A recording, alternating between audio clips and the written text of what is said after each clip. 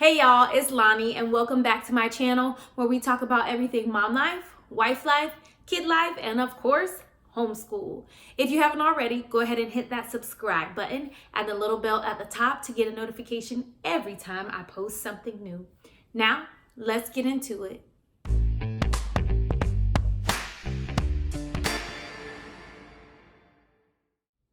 Today's video is all about transitioning to homeschool. So if you're curious about homeschool or you're thinking about homeschooling, stay tuned.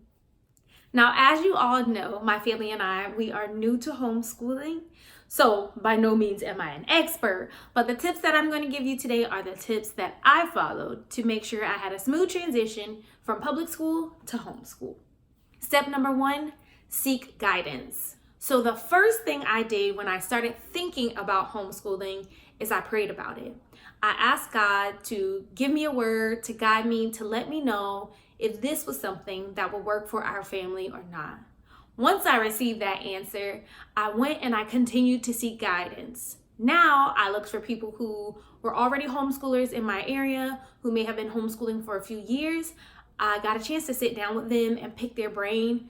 Don't be afraid to talk to somebody who is homeschooling. They will readily give you the information on how they transitioned, if they transitioned, why they never sent their kids to public school in the first place, the resources they use.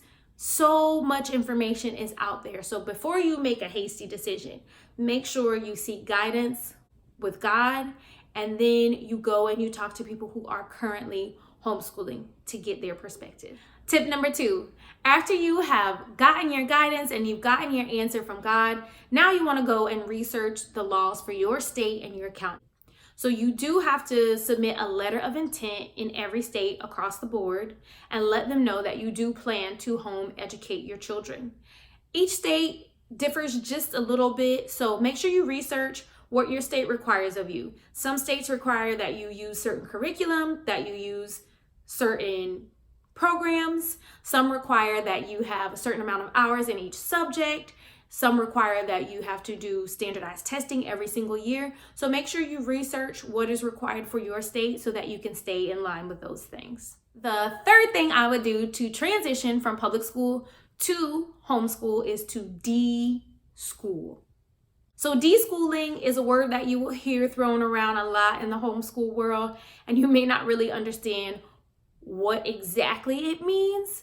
Just break the word apart. It means just what you think. Deschool. Get rid of the idea of the formalized public schooling system.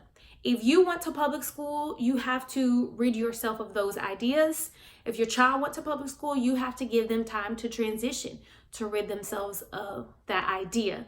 Homeschool does look different for everybody, but deschooling gives you the opportunity to approach your school as you would like it, as it would work best for your child, and not following the guidelines of a traditional public school. So when you deschool, you have to have time where you're just chilling.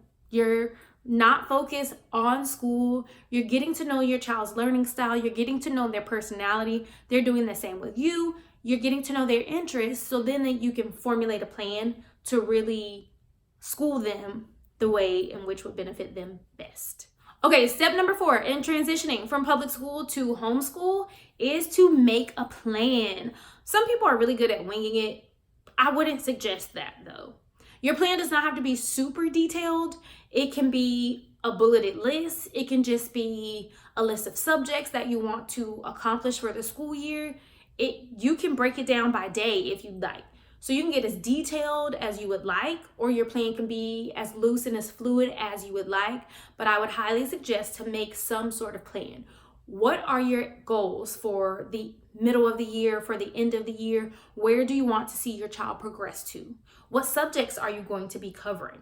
Sometimes you can't cover everything in a whole school year, so you might decide, you know what, let's block schedule. Maybe we'll do reading for the first half of the year, and then we'll focus on math for the second half. Some people have a more traditional schedule where they are doing all subjects throughout the whole year. You might have extracurriculars you want to throw in there. Maybe your child is really gifted and talented in piano, so that becomes a focus. So you need to make a plan so that you can attack homeschool effectively. All right, step number 5 is my favorite. Homeschool your heart out. Homeschool your heart out. After you've gone through all these steps, now is the time to really get down to it and start homeschooling. Homeschool your way. Don't let anybody tell you how your homeschool should look. It should look like you want it to look. That may look like the next person's, or it might be different from the next person. And that is okay, because every child is different and every child deserves an education that is tailored towards them. Hence why we homeschool. So homeschool your heart out, have a good time, really get to know your children and bond with them. Every day is not going to be roses and sunshine and rainbows. And that's okay. Get to know what pushes their buttons, how they act when they are frustrated, because when they're in public school, we don't see them for hours on end. So we don't always know all the quirks of their personalities. And homeschooling gives us a chance to really dive deep into that. So homeschool your heart out, have a good time, don't stress out. If you don't get to everything, you don't get to it. If your child does not grasp a concept, move on and then we can come back. Don't stress out. Just have a good time and enjoy the ride. And step number 6 is reevaluate. So in our everyday lives, this is typically something that we do anyway. At the beginning of the year, we kind of reflect on how our last year was. We set our New Year's resolutions and we make goals for the forthcoming year. So you want to do the same thing with your homeschool, right? So what I do is every few weeks we take a break and I use that time to reflect on how things went in the prior weeks. What went well, what didn't go well, how can we change things, how are we going to move things around to fit us better.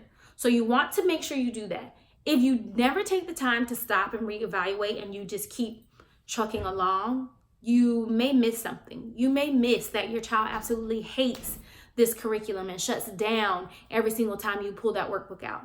So take that time to relax, reevaluate what is going on, make adjustments as needed. If you want to see how I reevaluate, check out the video, my 5-week update, the things that are going well in homeschool and the things that were not going so well. All right, guys, that's all that I have for you today. Thank you so much for sticking with me through this video. I hope these tips were helpful, and I hope that I can help you transition to homeschool if that's something that you are looking forward to. Make sure to give this video a thumbs up if you enjoyed it. Go ahead and subscribe, and don't forget, leave me a comment down below, and I'll see you in the next one. Bye.